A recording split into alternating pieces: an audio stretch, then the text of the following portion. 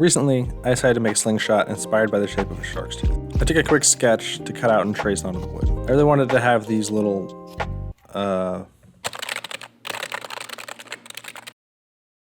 mini teeth. But seriously, who named it that? I chose to make the slingshot out of wood. Of what kind exactly, I'm not sure. This piece in particular has some Lichtenberg runnings on the back, but I think that'll be alright. I based the design specifically on the sand tiger shark's tooth. After I sketched the silhouette, I added some additional lines to foreshadow the future shape. Storytelling. All the cuts for this project were done on the scroll saw. I went with a lighter color wood for this project rather than a darker wood like walnut, because I wanted it to look more like a fresh, live shark's tooth rather than a fossilized shark's tooth. Once the shape was cut out, I took it over to the belt sander. I very quickly realized that I needed a new belt. And once that was taken care of, I refined all of the rough edges left behind by the scroll saw.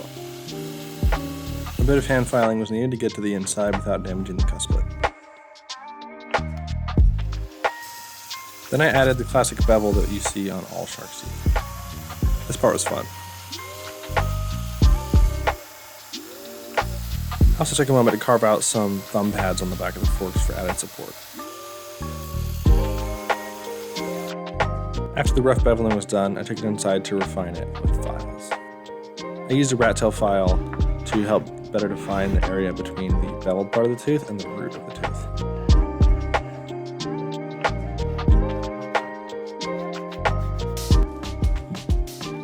After doing a bit of sanding, I decided to go ahead and refine the shape of the cusplets. This part of the process was quite easy because I just sharpened the teeth the same way I sharpen my own teeth every morning. Now that all the tooth details are complete, it's time to make this thing into a functional slingshot.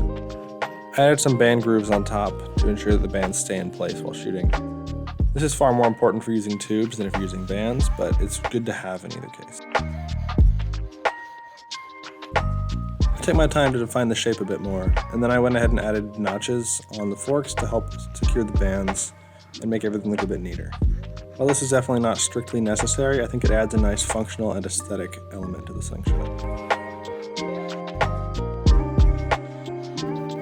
Now that all the features have been added, it's time for a final sanding montage.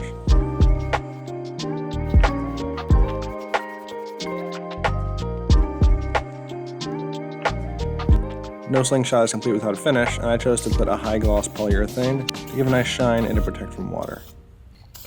In the end, I'm pretty happy with how it turned out, even though it kind of reminds me of that giant tooth that your dentist keeps on the counter for some reason. I banded it up for a few backyard test shots, and it works great. Thank you all so much for watching. I hope you had a good time, and if you have any build requests, leave them in the comments. Thanks.